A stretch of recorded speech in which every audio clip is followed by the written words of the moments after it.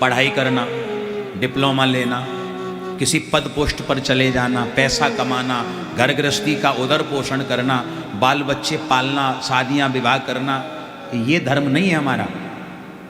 ये तो आपका कर्म है, करना पड़ेगा। समझना बात को। आपने गृहस्थ जीवन को स्वीकार किया है तो ये सारे काम करने पड़ेंगे। भाई पढ़ोगे नहीं तो अच्छा पद मिलेगा नहीं, पैसा कमाओगे नहीं तो पेट कहाँ से भरोगे, सब करना है, कोई बुराई नहीं है। आप धन कमाइए, नौकरी करिए, कुछ भी व्यवसाय करिए, व्यापार करिए, लेकिन इसको अगर आप धर्म मान बैठे हैं तो गलतफहमी में जी रहे हैं। ये धर्म नहीं है। धर्म क्या है? सवई पुंसाम परो धर्मो यतो भक्ति रदोक्षजे। भगवान श्री कृष्ण की भक्ति करना ही हमारा परम धर्म है। भक्ति से जुड़ जाओ कि श्री कृष्ण को पाना है, ये हमारा धर्म है। और सच्चे साथी तो यही हैं, सच्चे यार तो यही है या नहीं? दुख की घड़ी में, संकट की घड़ी में दुनिया वाले काम आमे ना आमे, पर एक बार कोई सच्चे मन से इनको पुकार ले तो बिहारी जी जरूर कृपा करने आ जाते हैं, किसी भी रूप में आ जाते हैं। और मैं तो एक बात कहा करता हूं, हर यार यार नहीं होता, हर यार यार नहीं होता, हर प्यार भी वफादार नहीं होता। ये तो दिल मिलने की बात है, वरना 7 फेरों में भी प्यार नहीं होता। प्रेम से बोलो राधे राधे। अगर यारी भी करनी है, प्रेम भी करना है तो बांके बिहारी से करो, क्योंकि इनसे सच्चा और सगा यार कोई है ही नहीं।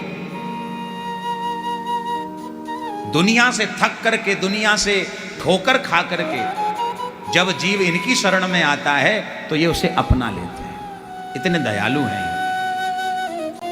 तो यतो भक्ति रदोक्षजे, भगवान की भक्ति हम करें, कन्हैया की भक्ति करें।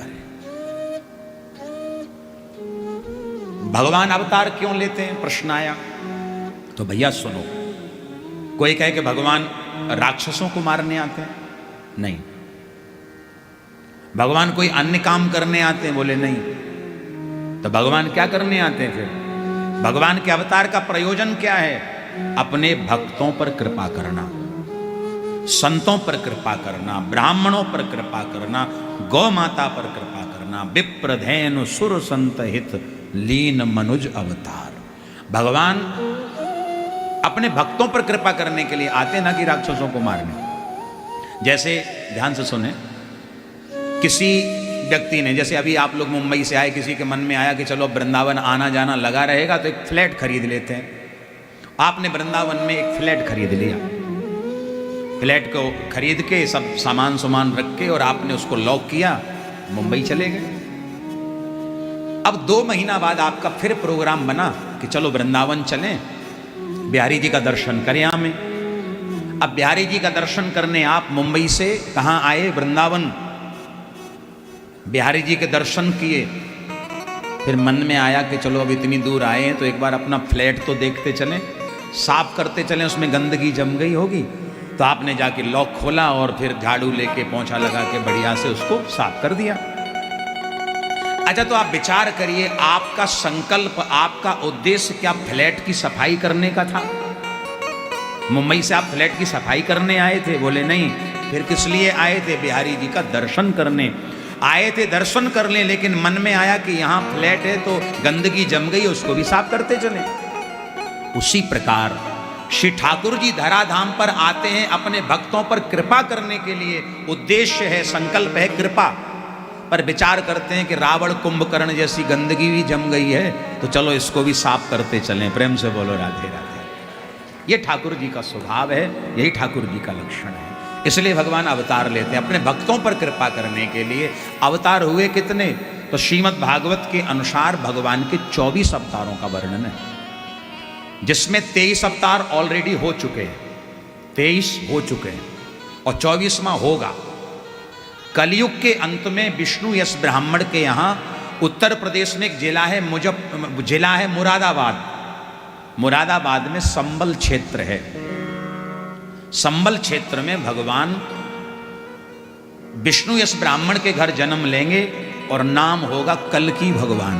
बोलो कल की भगवान की। अच्छा, भगवान अभी तक आए नहीं है, मंदिर पहले ही बन के तैयार हो चुका है। संभल में आज भी कल की भगवान का मंदिर बन चुका है, बहुत बढ़िया दर्शन होते हैं कल की भगवान के। अभी संभल क्षेत्र बड़ा चर्चा में रहा, आपने सुना भी होगा न्यूज़ पे भी कि संभल क्षेत्र में हमारे योगी जी ने, माननीय उत्तर प्रदेश सरकार ने, जहाँ जहाँ खुदा की खुदाई कराई वहीं वहीं शंकर जी प्रकट हो गए।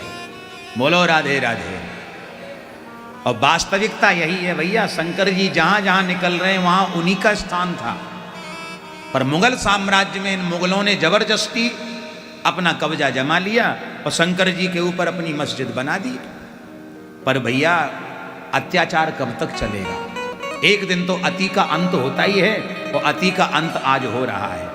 अब मैं कहता हूं कि लोगों की समझ में कुछ आवे ना आवे, पर यह ध्यान रखना, जितना आज के समय में हिंदू और सनातनी जागा है उतना पहले कभी नहीं जागा था। बोलो राधे राधे। कभी नहीं जागा था। आज जितना जाग गया है सनातन के प्रति, आज हिंदुओं की और सनातनियों की जो आस्था है वो पहले न कभी हुई, और हमें लगता है आगे होना भी मुश्किल है। इसलिए निवेदन करें, सपोर्ट करिए और खुल के सपोर्ट करिए, क्योंकि जो आपकी रक्षा करे, जो सरकार आपकी रक्षा के लिए खड़ी है, जो आपकी सनातन की रक्षा के लिए खड़ी है, जो सरकार हमेशा तुम्हारे लिए प्रतिबद्ध है, ऐसी सरकार की हमेशा सपोर्ट करिए। और मैं एक बात निवेदन करूं सभी हिंदुओं से, सनातनियों से, आप सब यहां बैठे हैं, सबको सौगंध है, जाग जाइए। आज जागने की जरूरत है। हो सके रिश्ता सनातनियों से ही रखिए, हो सके तो रिश्ता भक्तों से रखिए, प्रेमियों से रखिए, उनसे जितनी दूरी हो सके बना लो। बोलो राधे राधे। जितनी दूरी हो सके बना के रखो। ये जो है ना, कभी न किसी के थे, न हैं और न रहेंगे। ध्यान रखना इस बात का। ये कभी तुम्हारे सगे नहीं हो सकते, मौका लगते कभी छुरी मार देंगे, ध्यान रखना। आज भी उनकी नज़र इसी पे, मैं निवेदन कर रहा हूँ, सावधान रहिएगा। बात आ गई इसलिए मैंने कह दिया, अन्यथा तो ये बातें हम लोग दूसरे मंच पे करते हैं। बोलो राधे राधे। या तो कभी न्यूज़ वाले आते हैं, कोई इंटरव्यू हो रहा है, कुछ हो रहा है, तब हम ये बातें करते हैं, अदरवाइज व्यासपीठ से नहीं। लेकिन आज हमको लगता है कि सनातन की व्यासपीठ है तो बोलने की आवश्यकता है, बोलना ही चाहिए, कहना ही चाहिए।